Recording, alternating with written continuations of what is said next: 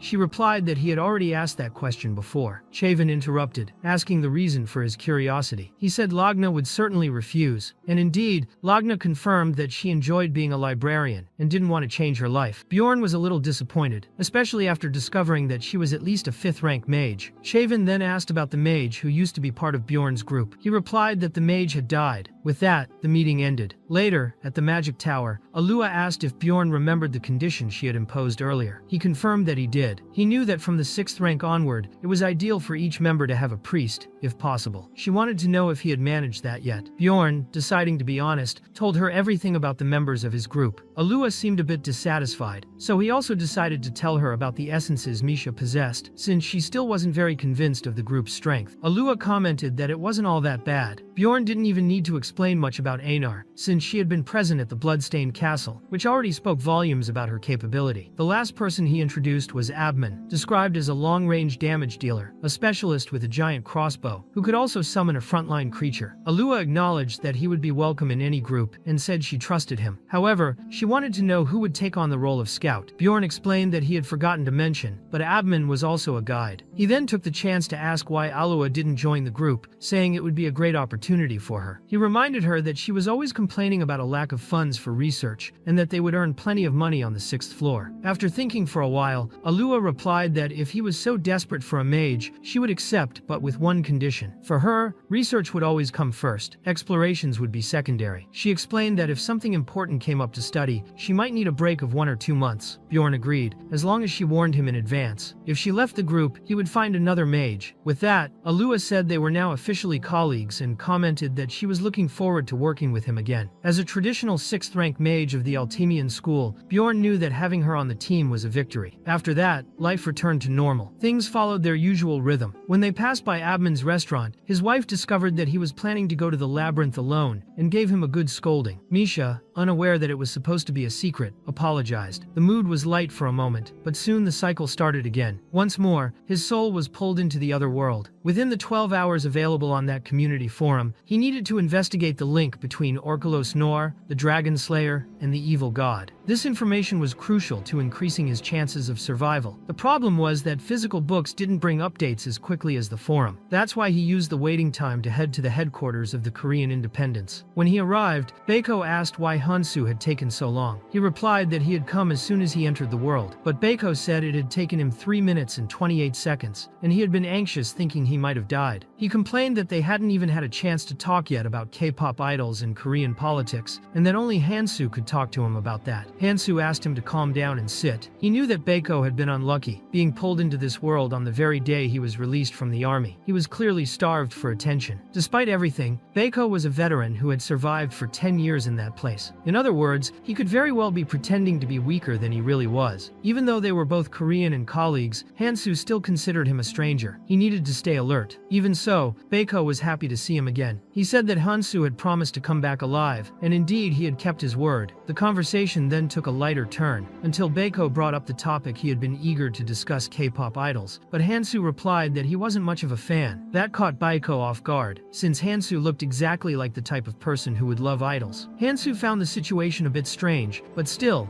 Baeko was satisfied. To him, it felt like an ordinary conversation, as if they were back in Korea. That sense of being at home was good for both of them, and the conversation became fun. However, the mood shifted quickly when Baeko mentioned that they would probably all need psychiatric treatment once they returned to Earth. The idea of killing anyone who stood in their way, or distrusting every new person for fear of dying, had already become routine. Even the value of human life felt like something out of a video game. It was disturbing to think about it. Faced with that comment, Hansu tried to ease the tension. He said he believed everyone would adapt, just as they had in this world. In the end, Baeko thanked him. He had been wondering lately if there was really any meaning in going back to Earth. It wasn't because he liked this place, but he wanted to believe that if he could laugh and talk here, he would also be able to do the same in the real world. Hansu, however, felt something strange when thinking about the word trust. He didn't know exactly why. He thought it was pointless to try to understand his feelings towards someone he barely even knew. Instead, he chose to try and extract some useful information. He then asked Baeko if he knew anything about Orculos. The other man wanted to know why he was asking, and Hansu explained that everyone knew about the 6 treasures needed to reach the final floor. He was wondering if the Orculos organization might have stolen one of them. Baeko was relieved that this was Hansu's reason for asking, and even admitted that he had already considered that possibility. He said that the 6 treasures had been stolen half a year ago, all on the same day. Not even Orculos would have been capable of something so coordinated. Baeko had also investigated out of caution but found no clues. He asked Hansu to let him know if he discovered anything, since that was the only path home. In the end, they realized that Baeko didn't know much about the 6 treasures either. Still, the conversation yielded some useful information. Baeko then asked if Hansu didn't see him as competition, since 5 people could open the final door at the same time. Hansu replied with another question. How could he possibly find something that even Baeko himself hadn't been able to? Baeko admitted he didn't know the answer. He only thought Hansu was somewhat special. Even he didn't know why. Finally, Baeko commented that Hansu had cleared the mode that was 10 times easier. At that pace, he would catch up soon, maybe in another 10 years. He couldn't get much stronger than he already was. Hansu imagined that Baeko probably thought it would take at least 10 years to find the 6 treasures. But even so, he showed no signs of wanting to give up. He was a determined man. Baeko then mentioned that he actually had some interesting information about Nor, the underground city. Baeko knew several things Hansu had already heard before. He said that a revolutionary group had founded Nork, and that the royal family planned to gather an army to attack the alliance formed by Nork and Orculos. To Hansu, this was finally truly useful information. Baeko spoke of a man known as the Dragon Slayer, who had allegedly killed many people. He had apparently kidnapped a high priest but ended up losing him somewhere and, along with him, all his memories. The man didn't even remember that he had been attacked. Hansu suspected that perhaps this incident was the reason why one of the links in his ring had broken. Baeko remarked that, coincidentally, someone had found the high priest's letter and delivered it to the temple, revealing everything that had happened. The members of Nork had been the first to break the pact, but the Orculos allies had also survived there purely by chance. It was clear that a great war was about to begin. Unfortunately, Baeko's time ran out, and he simply vanished. Hansu was frustrated, as the information was becoming increasingly valuable. After Baeko disappeared, he returned to his room and began organizing his thoughts. If they traced who had sent the letter, he could be discovered. The ring delayed this for a while, but not forever. Knowing that all of Orculos could turn against him, Hansu realized he needed to gather as much information as possible. Time passed faster than he expected. It was already time to head to the round table. He entered with exactly 1 minute left before the entry window closed, deliberately. Acting in line with his character's concept involved details like that. This time, there was a new person at the table, someone wearing a goblin mask, who asked if they were playing some kind of trick. He said that Lion Man shouldn't even exist. The jester replied that no one was lying, and that his bloodlust was no joke either. Then, the Lion Man appeared. His presence made made everyone tense. Just by being there, the atmosphere grew heavier. Hansu realized there was a newcomer, and that the Lion Man had already used his bloodlust to establish dominance. The goblin-masked man could barely stand. Hansu understood that he was a returning user who hadn't shown up in some time. He should have listened to the veteran's advice. Hansu commented to himself that he was curious about the newcomer, but he didn't seem that interesting after all. The jester tried to ease the mood, and the fox said that the time had finally come. One of the participants asked if the goblin was okay to begin. The fox mocked him, saying he always acted like he was the best, but it was ridiculous. The jester commented that the lion had gone easy on him. It was downright embarrassing. The hooded one also gave his opinion, saying that this hadn't been as bad as last time. Hansu thought that, indeed, he had tried very hard during the previous meeting. What he did now was the best he could manage, to completely control his bloodlust. It was the result of practice, imitating the behavior of bosses and other opponents in real life. The goblin apologized and said he was better now. The jester suggested starting with the goblin and leaving the lion for last, since he always preferred saving the best for the end. In the first round, the goblin reported that the great priest Ludwig had disappeared, and that the culprit was a member of Orculos who had kidnapped him. However, the crystal glowed red, indicating that more than half of those present already knew about it. Hansu was surprised. It had been less than 2 weeks since he had delivered that letter, and the others were already informed. The fox remarked that the goblin needed to get used to this, since that kind of information was far from impressive to the two most experienced ones. The hooded one said he didn't know either, and speculated that the temple might cooperate with the royal family this time. Hansu wondered if those two had already been aware of it beforehand. The jester noticed that the lion was bothered by the discussion and brought up the unwritten rule. They weren't supposed to reveal who knew what. He said they needed to be more careful. Hansu acknowledged that he was right, but also noted that the jester himself had broken that rule last time. Perhaps he had done it deliberately to test reactions and uncover identities. If that was true, then the jester could be connected both to the temple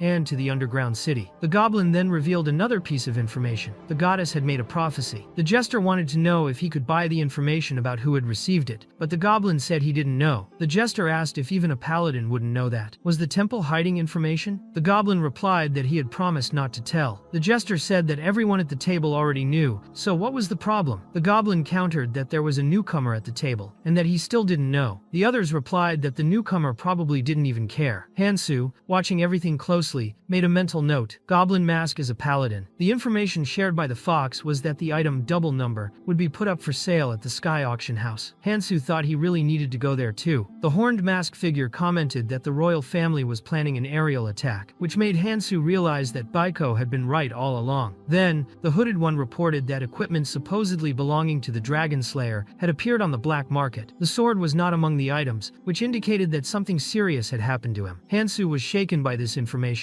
but after the initial shock, he managed to picture the scenario. He assumed the warrior had fled badly wounded, and that someone had robbed him afterward. Considering also that what Baiko had said was true, Hansu began to believe that the man's memory loss had been caused by some drug he was forced to consume. That could have been the result of internal conflict in the underground city. He imagined that the same person who sold the equipment on the black market might have been the one to administer the drug. The jester then spoke with confidence, saying that his turn had finally come. He revealed that within 3 years, a unity spell would be created, capable of encompassing up to 6 people. The revelation shocked everyone, and the crystal glowed green, confirming it was true. Hansu thought that even if it wasn't the absolute truth, at least the jester fully believed in what he was saying. The information was truly impactful. The existence of such a spell would completely change the way groups operated. People who currently played under extremely difficult or unbalanced conditions would gain access to unprecedented synergies. Combinations impossible in the original game could now become viable, significantly increasing the chance of someone completing the system as a whole. The jester asked Hansu what he thought of it, and he replied that he found it extremely interesting. Now it was his turn to share something. He realized that, perhaps due to the impact of the previous revelation, everyone was giving him their full attention. That meant he needed to offer something valuable, like a reward for having enjoyed the previous round. The information Hansu revealed was this. Due to that prophecy, a new divine relic had been born. The crystal glowed green again, validating the statement. The goblin said that was impossible, and the jester asked if he could know what kind of relic it was. The lion replied that he would only reveal it if he received another interesting piece of information in exchange. The jester was pleased with the promise of reciprocity and said he would prepare. The lion responded that he was already looking forward to the next meeting. Hansu thought that it really would be advantageous to obtain more important information, but decided he would reveal it only at the right time. The jester joked, asking if everyone had heard what the lion had said, that he was looking forward to the next good news. The fox then asked if he knew where the master of that relic was. The lion just shrugged, saying it would all depend on how interesting the next pieces of information were. Hansu noticed how the lion had quickly deflected any suspicion, and he understood that this was a purely professional and anonymous relationship with no personal ties. A new round began. The goblin quickly passed his turn, selling some information about a temple. The fox teased him, asking what the next double number item would be. The servant then shared more details about the royal family, and the jester said that the masks hadn't been chosen by chance. According to him, each one had chosen the mask that best represented their own destiny. The jester also commented that this was why the goblin looked weak. That didn't represent absolute weakness, but rather cunning. The servant replied that this was why he had chosen the jester mask because it was just as annoying. The hooded one said there wasn't any highly relevant information at the moment, but the fox claimed that even so, it was intriguing. The jester made a comment about the Explorer Guild and passed the turn. It was then that the lion simply stated that the resurrection stone really existed. As soon as he finished speaking, the crystal glowed green, and shock filled the room. The atmosphere became completely silent, heavy with tension, but the goblin was the one who broke the silence, asking what exactly that stone was. It was explained that the resurrection stone was a legendary item, shrouded in rumors. They said it could bring anyone back to life. To obtain it, one needed absurd luck and to meet nearly impossible conditions. In 9 years of the game, Hansu had only managed to obtain this item once. The fox explained to the goblin that this was what was known that it could revive someone. At least that was what everyone believed. Capucato asked if that meant a dead person could truly come back to life. Hansu confirmed, saying that was exactly the purpose of the stone. But then he himself decided to end the revelations there. The hooded one asked what topic he was interested in, since he seemed to need that item badly. Hansu hadn't expected that reaction. He was left speechless. He only said he wasn't so sure, that he didn't really know what his focus was. It was a vague answer, but one that, in a way, worked. Hansu knew that this kind of answer would pressure him to bring more useful information in the future, and it also made it easier to justify in case the information he shared later was considered weak. The hooded one then asked what kind of information would be necessary to entertain someone like the lion. Faced with the silence that followed, the meeting was brought to a close. Everyone expected another dramatic line from the lion, but he only said he was looking forward to the next round. He made it clear that he had enjoyed all those delicious pieces of information. As soon as the lion left, the goblin remarked that this person could be of great help. He said that only about 10 people from the order knew about that prophecy, and if the lion was one of them, then he was probably also part of the church. The jester questioned why the goblin was so narrow-minded. He asked if he really believed that this man was only that, but the goblin replied that it made no sense to think otherwise. The prophecy had been made less than 2 weeks earlier. The jester commented that this was exactly why people underestimated the goblin. He said the goblin couldn't even consider the possibility that one of those 10 people involved might actually be his subordinate. The goblin thought the idea absurd. He argued that, to reach a high position within the order, one had to be personally chosen by the goddess. The group fell silent. The goblin then asked if everyone there really agreed with the clown. The fox said it made no sense to think otherwise, and even the hooded one, also called Crescent Moon, admitted to being surprised by all this. The staghorn figure commented that maybe the lion was far more than everyone imagined. He seemed to already know about the attack on Nork, which indicated that he also had eyes and ears inside the palace. The fox observed that the lion had shown no interest in the double number item, which suggested that he was strong enough not to need it. The jester stated that he was sure the lion had already killed thousands of people. Crescent Moon commented that maybe they even knew who he was, since before even mentioning the resurrection stone, the lion had looked directly at him, as if he knew of his need. Crescent Moon himself recounted that the lion had looked at him, as if he knew exactly that he needed that stone. The goblin, however, thought it was just a coincidence, a random glance. The jester revealed that he too had wondered why the lion had suddenly spoken of the stone. Now it made sense. The goblin wondered if he was the only naive one there. Everyone else seemed sharper. The fox suggested that perhaps they could discover the lion's identity through his mask. The servant said that was plausible, especially considering what the jester had shared. The jester himself explained that he had heard all that information directly from his master. The fox commented that the lion's story reminded her of real lions, who pushed their own cubs off cliffs to ensure their position of sovereignty. The jester, however, could only think of an unemployed king. He said it might mean that the lion would become a king someday, or that he already had been one. Crescent Moon reinforced that the lion definitely didn't seem like someone who would obey another. The discussion continued, now focused on the lion, his mask, and his personality. The goblin said aloud that he had once heard lions were polygamous. Maybe that man was someone especially blessed when it came to women. Meanwhile, elsewhere, a discussion was taking place in the new group. Abman complained that he didn't think it was fair for Einar to receive the same amount as the others. He said she was the least qualified among them. Einar asked if he really thought that of her, but Misha asked for calm and said that Bjorn would settle everything. Alua stated that she didn't care much about disputes, but reminded them that she was a mage. Her presence allowed the group to store essences in test tubes for sale. In addition, she mastered advanced distortion, which increased the chance of obtaining valuable byproducts. Therefore, she wanted 30% of the spoils, claiming that was what her veterans usually received. Bjorn replied that her veterans had probably been part of groups at a lower level than theirs. When Alua asked if he thought she was in a different tier, he said yes. Since Alua was a 6th rank mage, it would be fair to treat her as a 5th rank explorer. He reminded them that he and Misha were also 6th rank, while Einar was 7th. That put Alua at a disadvantage. Even so, Bjorn said that in the labyrinth, the truth would show itself. He stated that regardless of rank, no one would leave empty-handed. He proposed splitting the profits equally, with 20% for each, allowing Alua to keep 40% of the special spoil. Alua agreed it was fair. After that, he negotiated with Abman, offering him 25%, taking a little from Einar's share. Abman accepted, but remarked that they hadn't even gone on the first expedition yet. Thus, the biggest impasse was resolved. The final division was Bjorn, Misha, and Alua, with 20% each, Abman with 25%, Husana with 5%, and Einar with 15%. Later, they began discussing the distribution of the monthly rupture, and Bjorn was already fed up. He commented that, in the group of outcasts, things weren't so irritating. Alua said there were still 31 topics left, and they weren't even halfway through. Bjorn complained that it was already late, and suggested continuing another day. Alua asked exactly when, and he proposed in 2 days,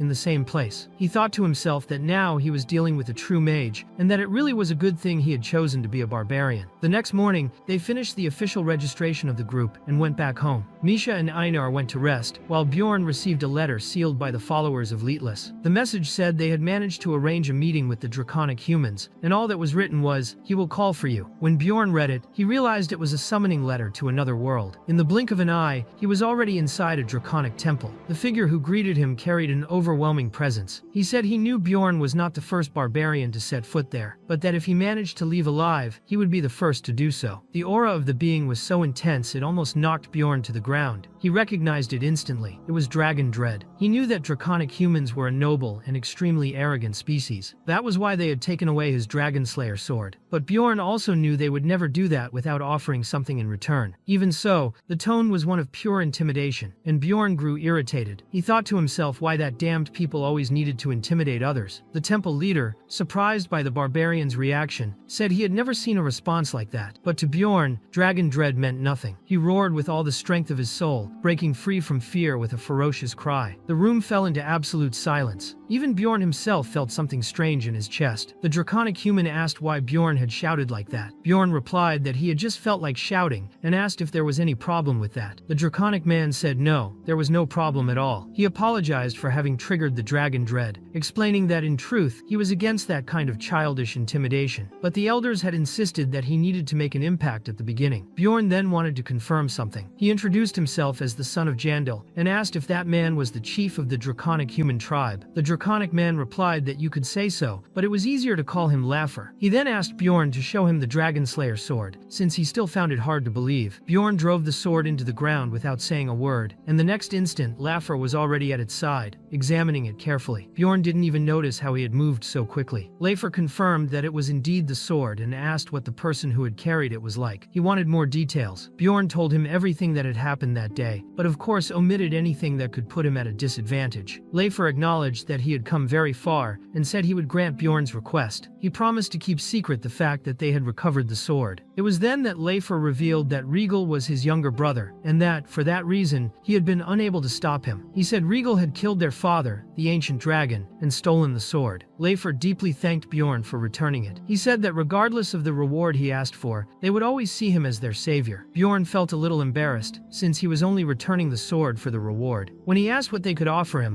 Laugher first mentioned treasures. Bjorn refused, saying he didn't need money. Laugher then suggested something different, to offer a draconic warrior woman to join Bjorn's group, since he knew he was forming a new team. The idea was to provide him with an ally of his own race to fight by his side. Bjorn found the proposal tempting but refused again. Laugher insisted, saying she was very beautiful, and Bjorn retorted indifferently, saying that made no difference. The last offer from Laugher was the Arc armor, which would be crafted the following year. Arc was a material only draconic humans knew how to manipulate, and they could only create one item per year through a ritual. Even so, Bjorn refused. He said that if it were only for that, he might as well have accepted money. It was then that he asked for something more ambitious. The dragon blessing tattoo, the source of the extraordinary strength of the draconic humans. Laffer was surprised and asked where he had heard of it. Bjorn simply told him to hurry up. He told him to stop being stingy and give what was fair. Laffer wondered if all barbarians were like this. He said that if Bjorn's own race found out, he would be treated as a traitor. Bjorn shot back, calling him selfish. He reminded him that he had just called him a savior, and now he didn't want to give the reward he himself had promised. Bjorn also revealed that the goddess of light had told him he and Regal Vagos would meet again. He said there was a powerful destiny binding the two of them. Laffer asked if that was really true, and Bjorn confirmed it. He said he needed to get stronger, because he didn't want to lose any more friends because of Laffer's brother. And since Laffer himself couldn't stop him, then he had to invest in Bjorn, who would be the one to face him. When Laffer said he needed to consult the temple before granting the tattoo, Bjorn was immediately transported back to his room, safe and sound. There, he found Julie Urbans, daughter of manager Niall. She asked if he had changed his mind, since she had heard that his group had broken up. She wanted to know if it had been Rottmiller's fault. Bjorn replied that this N had indeed tried something against him, but he hadn't fallen into temptation. Bjorn reflected that the timeline seemed strange. The manager had summoned Rottmiller right after Julie's visit, and he had the feeling it was because of her that the district manager was holding bad feelings toward him. If he didn't do something,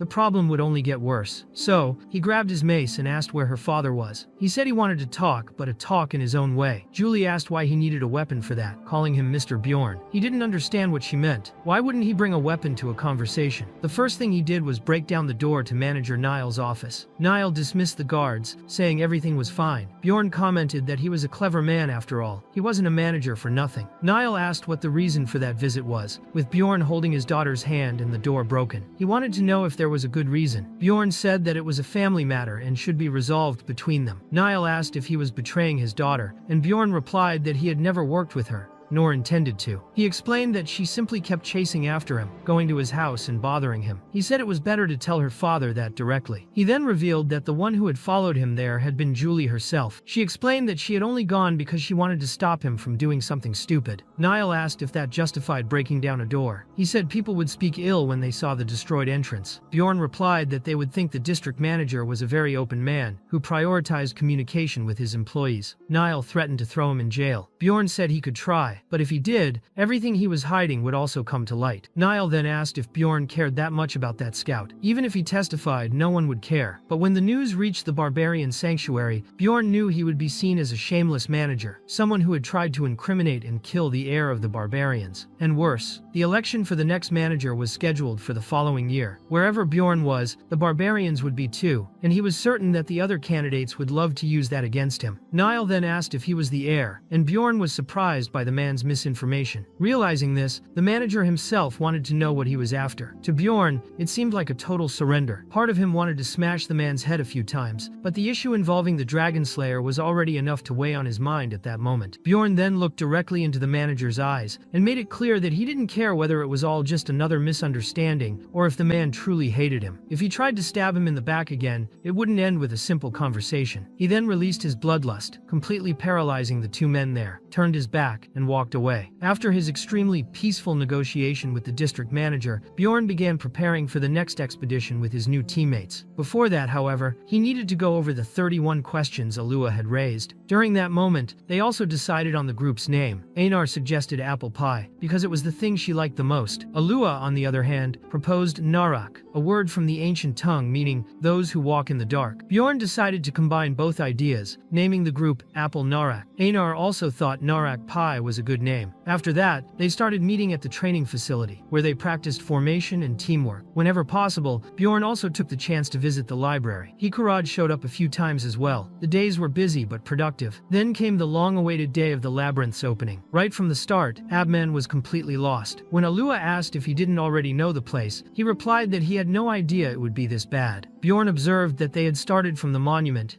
and returned to it in just 15 minutes. Abman's sense of direction was practically useless. Rai commented that she had been wondering why he had taken so long to arrive at the portal, and now the answer was clear. He got lost on the way. To avoid greater confusion, Bjorn decided to take the lead and said he could guide the way from then on, as long as Abman told him where the portal was. Following Rottmiller's advice, Bjorn knew it was smarter to always choose the wider paths when facing a fork. He also had to avoid mountainous areas, as there was a high chance they would turn into dead ends. On the outer regions, illusions, the best option was to take darker trails with fewer crystals. This strategy worked well, and in just 12 hours they managed to reach the second floor, which was not bad at all. Fortunately, they arrived at an area much easier to navigate. In the Goblin Forest, there were 8 portal stones, and if any one of them was activated, the others would turn into ordinary stones. For this reason, groups that arrived late usually had to take a huge detour, unless they had a good guide. Although Abman was terrible with directions, he could sense the portal's presence and knew exactly where it was. When Alua used her magic to light the way, even Misha was impressed. Abman commented that the mage he had worked with before wasn't even close to being that good. Bjorn thought that Misha only realized it now, since Lior used to constantly say that other mages were much better than him. Normally, the Goblin Forest required a professional scout because of the hidden traps, but that was no longer a threat. The spheres of light created by Alua revealed each trap clearly. However, the light ended up attracting goblins, which were simply swatted away like baseballs. On the second day, they reached the 3rd floor, and already felt the effects of the witch's forest. Alua became very sick due to the dark mana spread across the area. On the 8th day, Einar was thrilled when she saw a castle, and shouted with excitement. Bjorn realized that they had progressed just as fast as when he was with Rottmiller, and now he understood that talent couldn't always be surpassed by effort alone. Alua remarked that she felt extremely sinister mana in that forest, and Bjorn said they would wait for the color shift before going in. As soon as the color changed, they advanced straight to the 4th floor. There they encountered a horde of half-trolls, goblins, orcs, and lizardmen. That floor was also known as the training tower, and Bjorn thought it would be the perfect opportunity to test the group's teamwork. He activated his gigantification combo and grew large enough to defeat a half-troll with a single strike. Abman blew up the other monsters using his dangerous material. Alua held the front line with just her fire spell. Bjorn thought the group was more than ready. They were capable of defeating any monster below 6th rank in under 3 minutes, and he was certain that both Misha and Einar would also do an excellent job. But there was a challenge. To cross the Sky Tower, they would have to climb the dreaded Stairs of Wisdom. Rottmiller had taken about an hour to complete them. If Bjorn were the one leading, it would take at least 5 times longer. It was already 10 at night, and Bjorn knew he wouldn't be able to finish the Sky Tower before the labyrinth closed if they kept that pace. Since it was late, he suggested they rest a bit. Einar was relieved when she realized she wouldn't have to stand guard that night. Once she was sure of it, she simply lay down and fell asleep instantly, without a second thought. Later, Alua suddenly appeared and sought out Bjorn. She had done the math and concluded that if they kept moving at that pace, she wouldn't be able to remain long on the 5th floor. Bjorn tried to reassure her, explaining that it was the group's first expedition and that, with time, they would all become faster. Alua accepted the answer, but he couldn't help thinking she was a frightening person in her coldness and precision. During the night, Bjorn was awakened by a telepathic message from Alua. She told him that while she was bathing, she felt something strange and activated her detection magic. She discovered that someone else was inside with them. Worse still, that mysterious presence was standing right behind her at that very moment. She warned him not to do anything reckless, as any mistake would put her life at risk. Bjorn was impressed by Alua's composure, even in such a dangerous situation. She replied that she felt the same way about him, and confessed that she had cast a spell on him earlier, allowing her to read his thoughts. She hadn't expected, however, that he would be able to communicate telepathically as well. Even so, she believed that presence would not try to hurt her immediately, which meant they had to think carefully before acting. Bjorn reflected that this person had probably entered the portal along with them. If he had arrived later, he would not have been able to access the labyrinth. However, something was strange. After the first stage, Alua had used her detection spell before they climbed the stairs, as she had learned from her seniors, and she hadn't detected anyone besides the members of the group. That could only mean 2 things. Either this person had used a special item that blocked magical detection, or he possessed a stealth technique above 2nd rank. The latter was less likely, since he had just been discovered. The fact that he hadn't made any aggressive move up to that moment indicated that he didn't have complete confidence in his combat skills. Because of this, Bjorn asked Alua to slowly crouch down until she touched the ground. She rightly warned that a mistake could cost her life. But before the situation worsened, Bjorn hurled his shield at the intruder's head. In the next instant, the assassin was revealed, coming out of stealth. The commotion woke the entire group. Bjorn, activating his gigantification, rushed to protect Alua. His attacks almost struck the invader, but the enemy managed to vanish again using his stealth skill. Bjorn warned everyone that the assassin had hidden once more and ordered them to prepare for battle. With synchronized movements, the group surrounded Alua in a defensive stance. He thought they had all acted like true professionals. Alua confirmed that she could no longer detect the enemy. Abman suggested it was a stealth-based assassin and asked how many there were. Alua affirmed that, up until then, there had been only one. Bjorn told everyone to stay focused, as the enemy would reveal himself once he attacked. 10 minutes passed, with everyone still on alert. At that moment, Alua managed to locate him again, this time near the portal. Revealed by the spell, the assassin tried to escape. Abman fired an arrow, but the enemy slipped away through the portal. Bjorn ordered no one to panic. He told everyone to calmly gather their equipment. He explained that the man had entered the Stairway of Courage, and the doors to the next dungeon would only open once everyone was there. In other words, the enemy was trapped. He could not go back anymore. While preparing, Alua found the bag the assassin had dropped. It was an expandable bag full of assassination items, basilisk paralysis, poison, smoke bombs, and other lethal tools. He had been prepared to kill the entire group. Bjorn thought they had been very lucky. Things could have ended terribly if not for Alua. He ordered everyone to stay in position and warned that he would go ahead, giving the signal when it was safe. As soon as they entered the new area, the assassin did not reveal himself. Alua continued using her detection spell. Suddenly, a horde of monsters appeared. In the middle of the battle, a fire broke out, and at the end of the fight, everyone turned to the source of the flames. It was the assassin, completely charred. Alua confirmed it was him. She said that although subtle, it was still possible to feel that the mana belonged to the same person. Bjorn reflected that he had encountered all sorts of scoundrels up until then, but they had always fought to survive. This was the first time he saw someone end his own life like that, as if trying to protect an important secret. That made it clear he was not just a simple raider. Furthermore, inside the bag there was no identity plate. Alua commented that he probably hadn't carried one, but even if he had, any evidence would have been destroyed by the fire. Bjorn asked if she was okay, since the last time she saw a body she had gotten sick. Alua replied that the corpse golem had reeked so badly that it was impossible not to vomit, but aside from that, she could normally handle such situations. They carefully inspected the remains of the corpse but found nothing useful. Misha suggested they sleep a little longer, since Einar was literally sleeping on her feet. Later, everyone went back to rest. Einar had her foot on Misha's face, while Bjorn remained thoughtful. He considered two possibilities to explain who that man was. The first was that the Dragon Slayer had sent him. The second was that the mastermind was the district manager. The fact that he carried no identity plate reinforced the idea that it could have been Regal, but Regal had no reason to erase his tracks. The suicide suggested that the most likely culprit was the manager. At that moment, Bjorn noticed that Alua was awake. She looked at him and asked a direct question. If she hadn't used the detection spell at that moment, what would have happened? Bjorn, looking at her, asked if she really wanted to hear the answer. If they had been unlucky, all of them would have died. With a little luck, maybe only 1 or 2 lives would have been lost. Labyrinth expeditions had always been like that, always dangerous. You never know what kind of bastard might appear along the way. You never know when death might show up. But even so, Bjorn told Alua not to worry so much. It wasn't always that hard and dreadful in that place. He didn't know if that was truly comforting, but he tried to ease the mood by telling old stories of the outcasts group. He remembered how Lior had been devastated after they encountered the first group of raiders, how Rottmiller had shown him a beautiful view on the 3rd floor, and how that view became a tradition for the group. Alua said her seniors claimed it was just an insignificant effect of oversaturated mana, but still, she said she would love to see that view someday. Bjorn replied that of course she would, and suggested she go back to sleep. The next morning, Alua and Misha discussed the mysterious assassin. Misha was certain he was not a common raider. He was alone, and the way he killed himself seemed extremely suspicious. Bjorn said there was no point in worrying about it now. The important thing was to focus on the 4th floor. Einar, meanwhile, picked up the bag the assassin had left behind, and asked how many cotton candies she could buy with it. Alua replied that if they sold everything inside, they could probably make more than 3 million stones. Bjorn was impressed and remarked that she was also skilled in that kind of thing. Alua said she would need to examine the items more carefully, but her estimate shouldn't be too far off. She explained that she held a regular appraisal license, different from the special licenses, and therefore had to judge items based only on her own knowledge, without using magical skills. Bjorn thought that sounded pretty difficult. Alua suggested that he study about it whenever he had free time, as it would make future negotiations much easier. But Bjorn assured her he was good at business and never lost an argument. Misha then asked if they would be stuck in the Stairway of Wisdom all day again. Bjorn replied yes, unless they had a professional scout with them. He said this, but knew that every decision they had made up until then had led them to increasingly greater hardships. Alua was commenting on the time of each room out loud. Even though no one had asked, she kept timing everything. 4 minutes and 11 seconds, then 3 minutes and 50 seconds. At one point, she said they had climbed quite a lot, but Bjorn retorted that they would have been faster if Einar hadn't stepped on a trap. On the 12th day, they finally felt safe enough to sleep without needing a watch. On the 16th day, they reached the 100th stage of the 4th floor. Alua, of course, recorded the time, 2 minutes and 40 seconds. At that moment, Bjorn realized something important. It was much easier and faster to simply destroy all the traps along the way. He concluded that traps weren't made to be disarmed, and thought about writing a book on it. Destruction is Easier by Bjorn Jandel. Alua analyzed their progress and commented that Bjorn had said a professional fighter would take 12 days to get there. They had taken 4 days longer, which wasn't too bad. But from the 5th floor onward, the fights would become much harder, especially since they had no scout. Bjorn thought she could at least give him a compliment. Fortunately, Misha did it for her. She said he had done a great job, and bet he was the only barbarian in the world who acted like a scout. Bjorn felt that Misha was the only person there who truly motivated him. Abman also played his part. From the 100th stage onward, it was possible to find a portal leading directly to the 5th floor, and he could sense the portal's location through his mana. After passing through 3 more stairways, they reached the last one. Abman explained that the portal there would take them straight to the 5th floor. Bjorn remarked that in the last room of the 4th floor, there was always a 5th rank monster, so it would be better to rest. Einar asked if it would be like that time with the vampire, laughing at the memory. Alua said she thought they could just enter, since she was able to focus better now. Abman replied that it didn't matter much to him. That left Bjorn and Misha a little surprised. That was now the group's attitude toward 5th rank monsters. Bjorn knew that not even half the people who entered the labyrinth made it out alive, but there was no point in saying that now. They decided to enter. The enemy waiting for them was a troll. Alua asked if she could cast the distortion spell, since troll parts were very valuable. Bjorn agreed, since essences were also extremely expensive. He remembered that when the outcast group had first seen a troll, everyone had frozen, but now, with this new group, he was ready. He activated his gigantification with the unity skill. Even so, the troll's punch was a problem for Bjorn, who still tried to block with his giant shield. However, he managed to counter with his mace, landing a direct hit on the monster's head. When the troll tried to strike back, it missed, as Bjorn cancelled his gigantification at the right moment to avoid the blow. He felt that he had now completely mastered the technique and was far stronger than before. Misha seized the opening and delivered a freezing strike, preventing the troll from regenerating in that area. Einar then used her inherited skill, successive slashes, a 4th rank technique with the effect of 2 cuts in 1. But the troll's skin regenerated so quickly that it managed to counterattack. Even so, Einar did not retreat. She said it was nothing and went at it again, now using life absorption, a skill that inflicted damage while boosting her own regeneration. Bjorn noticed she was fighting exactly as he had taught her. He felt proud. With that lifesteal ability, Einar became a strong sub-DPS. All she lacked now was a good primary attack skill. Misha, on the other hand, needed to drink more beast blood to level up, so that fight was useful for everyone. Abman asked if he could join in, saying he was curious to see how the ladies would handle the battle. He then fired 3 precise arrows that hit the troll's joints, limiting its movements. At that moment, Misha and Einar launched a joint attack, bringing the creature down, but then the troll activated its super regeneration. That was when Alua joined the fight, summoning her 5th rank lightning spear. The strike was direct and precise, completely charring the troll's head. The creature was defeated, and in the end, the battle wasn't as difficult as they had expected. Bjorn and Misha looked at each other, realizing they were thinking the same thing. They both remembered the immense struggle the old group, the so-called failures, had had to defeat a troll. They knew they had to carry that past as a mark etched into their souls, but they couldn't live trapped by it. Now it was time for a true expedition. The group was ready to advance to the 6th floor. On the 18th day of exploration, at 7 in the morning, they reached the imposing territory, known as the Great Demonic Realm of the 5th floor. The atmosphere was heavy and tense. Another group was already there, watching the portal with wary eyes and defensive stances. That region had 3 main zones: the Hellfire Rift, the Ice Rift, and the Spectral Rift. Organized clans could cross those areas more easily, but small groups like theirs faced serious obstacles. Even so, the safest place was still the starting point of the floor. Bjorn noticed that everything looked very much like what he had seen in the game. Moreover, his spiritual attributes had increased by 20 points just for arriving there. Alua explained that this was known as baptism, a blessing from the labyrinth itself granted to those who reached such depths. With it, their skills became even stronger. Misha asked if that kind of blessing was useless for mages, since they didn't consume essences. Alua replied no, mages also benefited,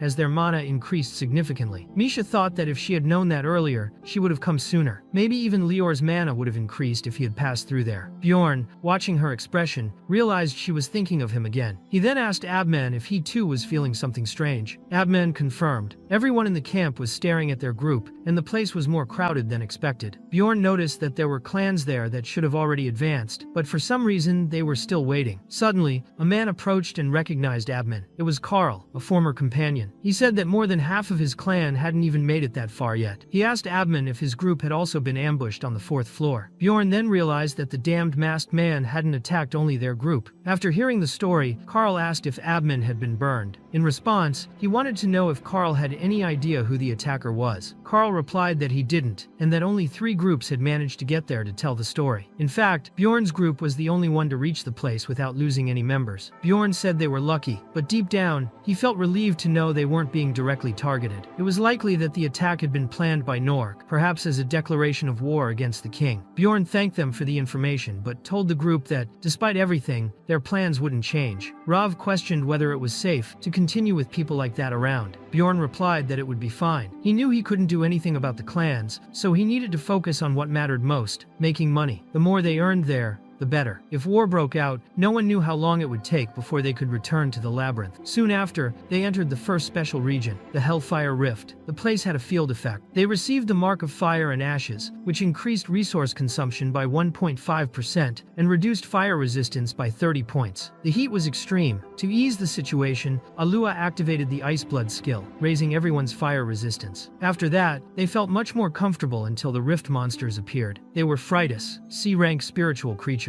Alua imbued Bjorn's and Einar's weapons with ice energy, adding frost damage to their attacks. Even so, hitting the Fritus was difficult, since they were spiritual type. Bjorn hated fighting that kind of monster, as his elemental damage wasn't very effective. Alua and Misha then combined their freezing magic and charged forward, destroying the creature with ease. Misha complained that unfortunately, the monster hadn't dropped any essence, but Bjorn gained enough experience to level up, reaching level 5. At that moment, another group appeared. They were exhausted and heading back to the safe zone. They asked why Bjorn's group didn't just kill the monsters along the way. Their mage froze a Fridi, and the archer finished it off. To everyone's surprise, an essence dropped from the defeated body. The 2 groups stared at each other in silence. The rival group's knight said he would take care of the essence. Bjorn found it strange. If that man was simply going to ignore the rules and steal someone else's essence, then there was a problem. And Bjorn loved to fix heads like that. He ordered his group to prepare for combat and told them not to panic. The enemy were only 5, all human type. He knew this was a game of courage. The first side to back down would lose. If both wanted to fight to the end, the result would be chaos. That's why he gave a final warning, asking them to back off. But, as expected, the rivals refused. Bjorn thought that, if necessary, he would take that essence, even if it meant wiping out the other group afterward. His plan was simple: use gigantification and throw them off the cliff. Maybe he wouldn't be able to steal their equipment, but victory was what mattered. Before things got worse, the mages from both groups intervened. They said enough was enough. The mage from the other group seemed the most respected there, and was clearly the one in charge. The 2 mages began speaking directly. One introduced himself as Ephraim Velor, from the Dayan school, and asked Alua how her master was. She replied that he was still the same. Ephraim then asked about Master Dayan, and Alua said he was still researching. Ephraim confirmed with a smile, saying of course he was. It was their group's biggest project after all. Alua questioned whether demanding the essence wasn't wrong, but Ephraim replied that he didn't see it as irrational. For him, customs were customs, and it was clear they had been the ones responsible for the kill. Even the committee would probably acknowledge that it was a conflict that would naturally lead to a review. Even so, Alua said she wasn't sure. From her point of view, it wouldn't be easy for them to be seen as the righteous ones, especially since they ignored customs when starting the conflict. Considering all that, she thought insisting with the committee over a single essence was an exaggeration. It seemed simpler just to give it up. Ephraim ended up agreeing. He said they would yield the essence. He commented that he didn't like doing that sort of thing but would accept it. Then he asked his group to stop acting petty, reminding them they weren't raiders either. Alua accepted the decision and asked Bjorn what he wanted to do with the essence. He replied that they should put it in a test tube, as they were going to sell it. In this way, the 2 groups reached an understanding, at least superficially. Meanwhile, the rival group's archer was staring fixedly at Bjorn, but Ephraim immediately called Hans, saying it was time to leave. At that instant, both Bjorn and Misha felt something odd. They felt the Hans effect, as they called it. Damn, they thought. The archer's name really was Hans. It had already been 21 days since they had entered the labyrinth, and they had spent 4 days on the 5th floor. Except for Einar reaching level 4, everything seemed relatively calm. But in truth, Bjorn was only pretending everything was fine. He had gone through the Hans effect, and that could only mean something terrible was about to happen. Alua noticed his unease and asked if he didn't think that was an exaggeration. She knew he was trying to draw a map,